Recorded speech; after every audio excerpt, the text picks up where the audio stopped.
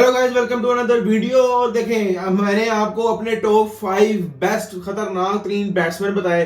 फिर आपको देखें, वो टॉप रन स्कोरर बैट्समैन नहीं थे वर्ल्ड कप के, वो खतरनाक बैट्समैन थे जो कि कभी भी मैच का पासा पलट सकते हैं, वो बताए। फिर टॉप 5 के मैंने आपको फास्ट बॉलर्स भी बताए। फिर उसके अलावा फिर मैंने आपको टॉप 5 ऑलराउंडर्स भी बताए। अब रह गए हैं टॉप 5 स्पिनर्स कि जी आपको क्या लगता है कि टॉप 5 स्पिनर जो है वो इस दफा वर्ल्ड कप में कौन से होने वाले हैं। आप लोग भी कमेंट सेक्शन में जरूर बताइएगा अपने टॉप 5। लेकिन लेकिन लेकिन रूल सुन लें, मेरा रूल तो आप लोगों को पता ही है ना।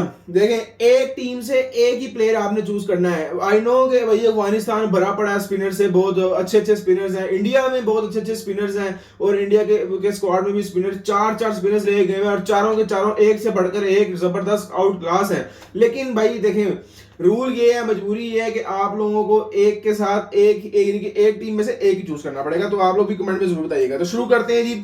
नंबर 5 में मुझे लगता है कि जी केशव महाराज एक बड़े अच्छे स्पिनर है, और जब इंडिया में वर्ल्ड कप चल रहा था तो उसमें भी उन्होंने बहुत अच्छी बॉलिंग की थी। और अगर आपको याद हो तो पाकिस्तान को जिस तरीके से साउथ अफ्रीका और पाकिस्तान का मैच हुआ था, बिल्कुल नेल बैटिंग मैच था, और बड़ा क्लोज किस्म का वो मैच हुआ था, बड़ा खतरनाक मैच हुआ था। उसमें भी केशव महाराज की जो थी वो बॉलिंग भी बहुत अच्छी उन्होंने करवाई थी, और बैटिंग में भी वो अपनी टीम को, साउथ अफ्रीका को एंड पर मैच जितवा गए थे। तो मुझे लगता है केशव महाराज जो है वो बड़े अच्छे बॉलर हैं। उनका जो स्विंग स्पिन है, उनका टर्न भी बहुत अच्छा उनको मिलता है। तो केशव महाराज मेरे 5वें नंबर पर आते हैं। अगर चौथे नंबर पे बात की है तो चौथे नंबर मुझे लगता है न्यूजीलैंड के सैंटनर। जी सैंटनर देखें, वो अच्छे ऑलराउंडर भी बहुत अच्छे हैं, उसके अलावा वो स्पिनर भी बहुत अच्छे हैं। उन्होंने सैंटनर ने आईपीएल में भी परफॉर्म करके दिखाया रिसेंटली। हालांकि आईपीएल की जो ज्यादातर पिचेस है ना, वो आपको पता ही है कि वो ज्यादा स्कोर करने वाली होती है, यानी कि वो फ्लैट पिचेस वगैरह मोस्टली बनाते हैं, या फिर स्पिनिंग ट्रैक्स होते हैं। तो जिस तरीके की आईपीएल में, लेकिन आखिरी प्लेऑफ्स में अगर देखा जाए तो आईपीएल ने अच्छी पिचेस बनाई थी जो कि बैटिंग को भी ज्यादा फेवर कर रही थी और बॉलिंग को भी फेवर कर रही थी। तो फास्ट बॉलर्स की भी काफी अच्छी चली थी, क्योंकि मैंने नोट किया था आखिरी प्लेऑफ्स में 4 से 5 ओवर्स तक बड़ा अच्छा स्विंग देखने को मिल रहा था हमें फास्ट बॉलर्स का। तो मुझे लगता है कि जनाब चौथे नंबर पे सैंटनर है। सैंटनर बड़े अच्छे बॉलर हैं, बड़ा अच्छा उनका बॉल स्पिन होता है, और वो खतरनाक भी है। जब जब उनकी टीम को जरूरत होती है तब तब सैंटनर विकेट निकाल के देते हैं। और उसके अलावा एक और चीज भी कि न्यूजीलैंड के पास जो एक अगर मेन स्पिनर देखा जाए तो वो सिर्फ सैंटनर ही है।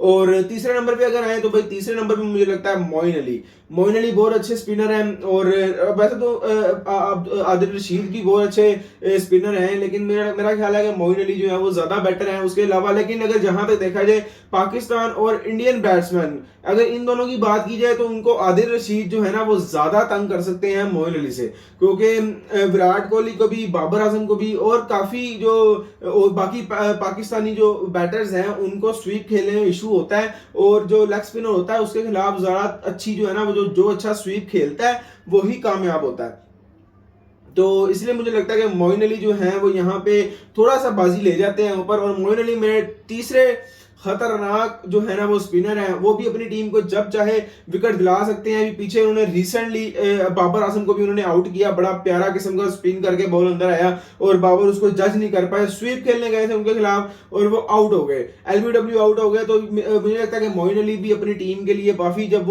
उनको विकेट्स चाहिए होती हैं तो उनको विकेट्स दिलवाते हैं। तो नंबर 3 पे मुझे लगता है मोइन अली है। 5वें नंबर पे केशव महाराज, चौथे नंबर पे सैंटनर, तीसरे नंबर पे मोइन अली। अब बात करते हैं दूसरे नंबर की। देखें, ऑब्वियसली जिस टीम के सबसे अच्छे खतरनाक स्पिनर्स हैं उनको हम कैसे भूल सकते हैं, जो कि इतने पुराने स्पिनर्स भी, जिनमें भाई पता नहीं कौन कौन से पीछे चलते हुए आ रहे हैं। नबी भी हैं, फिर गुलबदीन भी हैं, फिर उसके अलावा क्या कहते हैं, राशिद खान भी हैं। राशिद खान, देखिए राशिद खान जो है ना वो वर्ल्ड कप में भी उनको, लेकिन आईपीएल में अगर देखा जाए तो उनको थोड़ी बहुत मार पड़ी है, लेकिन राशिद खान एक बड़े अच्छे स्पिनर हैं और लेग स्पिनर बहुत जबरदस्त किस्म के हैं, और उनके पास वैरायटीज बहुत हैं, वो फुल ऑफ वैरायटीज हैं। वो उनके पास इस वक्त जो है ना अगर देखा जाए ना तो लेग स्पिनर्स में सबसे अच्छे अगर मैं कहूँ तो एक बंदा और है, लेकिन उसका मैं नाम बताता हूँ। लेकिन मुझे लगता है कि अगर देखा जाए दूसरे नंबर पे मैंने इसलिए इनको रखा है क्योंकि ये स्पिनिंग डिपार्टमेंट में सबसे अच्छे हैं और सबसे मुझे पसंद भी हैं। एज अ ऑलराउंडर भी मुझे बहुत पसंद है। लाहौर कलंदर्स को बड़े मैच जिताए हुए हैं। देखिए लाहौर कलंदर्स इस सीजन से पिछले 2 सीजन जीती भी आ रही थी। दोनों सीजन जो है ना लाहौर कलंदर ऊपर नीचे लगातार जीती है, और उसका मेन जो बीच में अगर देखा जाए तो कौन मेन बेनिफिट है, राशिद खान को। राशिद खान जो है वो लास्ट इस 2024 वाले पीएसएल में नहीं खेल पाए क्योंकि उनको इंजरी थी, जिसकी वजह से राशिद खान ने नहीं खेला, परफॉर्म नहीं कर पाए, वो पीएसएल का हिस्सा नहीं थे। तो इस वजह से भी मुझे लगता है कि लाहौर के अंदर का बड़ा बुरा हाल हो गया। तो देख लें आप, अगर फ्रेंचाइजीज क्रिकेट का ये हाल है कि एक प्लेयर ना होने की वजह से इतना बुरा हाल था, और जो लाहौर के अंदर की परफॉर्मेंस भी बहुत बुरी थी, लगातार बहुत से मैचेस हम हारे और कम बैक भी लाहौर के अंदर नहीं कर सका। तो मुझे लगता है कि भाई लाहौर के अंदर जो है वो मेन इसके पीछे राशिद खान जो है वो मेन रीजन हो सकते हैं। तो राशिद खान इतने इंपॉर्टेंट हैं। उसके अलावा अफगानिस्तान जब विकेट चाहिए होती है तो राशिद खान उनके मेन बॉलर्स में से एक है, वो सूट विकेट निकाल के देते हैं। और सबसे बढ़कर जिस तरह की पिचेस हैं मुझे भी नजर आ रही है, जिस टाइप की पिचेस हैं, जिस टाइप की युगांडा के खिलाफ जिस तरीके से अफगानिस्तान खेला है, तो मुझे लगता है कि अफगानिस्तान टफ टाइम दे सकता है। उसके अलावा राशिद खान जो है वो मेन रोल प्ले कर सकते हैं दूसरी टीम्स को टफ टाइम देने में। तो इसलिए दूसरे नंबर पे मेरे खतरनाक स्पिनर हैं राशिद खान। अब आ जाए नंबर 1 पे।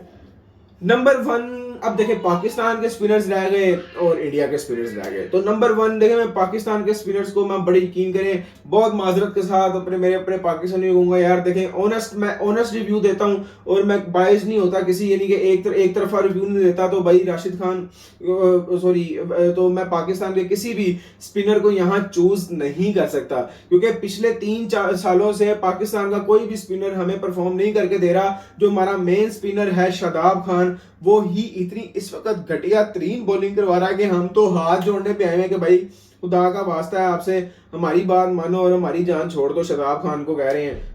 तो हमारे पास इस वक्त प्रॉपर स्पिनर कोई नहीं है। एक हमारे पास स्पिनर है इब्रार अहमद, उसको बेचारे को आप जो है ना पिछले 1 साल से अपने साथ लेके घूम रहे हैं ना। उसको 2023 के ओडी वर्ल्ड कप में आपने खिलाया, उसको साथ लेके गए थे, लेकिन उस बेचारे को ना तब खिलाया। फिर उसके बाद अब देखा जाए तो अब भी ना आपके पास नवाज अच्छा स्पिनर है, वो भी बहुत मार खाता है। और उसके अलावा अगर शादाब खान, तो बहुत सबसे बुरे 3 स्पिनर इस वक्त शादाब खान है अगर बात की जाए, अगर देखा जाए तो। इब्रार अहमद को ना आपने आयरलैंड के खिलाफ मौका दिया, ना न्यूजीलैंड की सी टीम के खिलाफ मौका दिया। ये दोनों टीम के खिलाफ आप उनको मौका देके उनको पक्का कर सकते थे, लेकिन आपने नहीं किया। तो मुझे लगता है कि पाकिस्तान जो है वो इस पूरे टॉप 5 में पाकिस्तान का कोई भी स्पिनर इस वक्त ऐसा नहीं है जो डिजर्व करता हो। तो नंबर 1 पे भाई मेरे लिए ऑब्वियसली कुलदीप यादव है। बेशक इंडिया के पास बड़े बड़े स्पिनर्स हैं, चाहल हैं, फिर अक्षर पटेल हैं, जडेजा है, लेकिन मैं कुलदीप यादव के साथ जाऊंगा। मुझे कुलदीप यादव मेरे फेवरेट भी हैं और मुझे उनसे जरा डर भी लगता है। मैं देखें, अक्षर पटेल बड़ा दलेर चाहल जो है वो बड़े दलेर किस्म के स्पिनर है, क्योंकि वो जब स्पिन करते हैं वो बड़ी फ्लाइट्स देते हैं। तो ये एक दलेर वो फ्लाइट दे के अगले बैट्समैन को मौका देते हैं, उसको आंखों में आंखें डाले जाते हैं, चैलेंज करते हैं कि भाई ये ले मैंने तुझे बॉल दिया, इस पे मार के दिखा।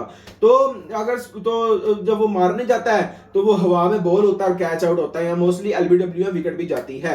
लेकिन कुलदीप यादव मेरे फेवरेट है, क्योंकि जब इंडिया को विकेट की जरूरत हुई है, आप अगर नोट करें तो पाकिस्तान वर्सेस इंडिया का जो मैच था ओडीआई, बाबर रिजवान की पार्टनरशिप बहुत अच्छी लग रही थी, बड़ी अच्छी पार्टनरशिप चल रही थी बाबर रिजवान की, और इंडिया तब जरा खतरे में था।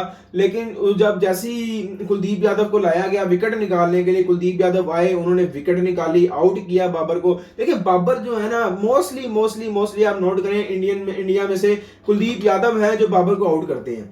तो क्योंकि Kuldeep Yadav China man bowler है, जरा यानी कि लेफ्ट हैंडेड गुगली वगैरह और लेफ्ट आर्म बॉलर हैं वो।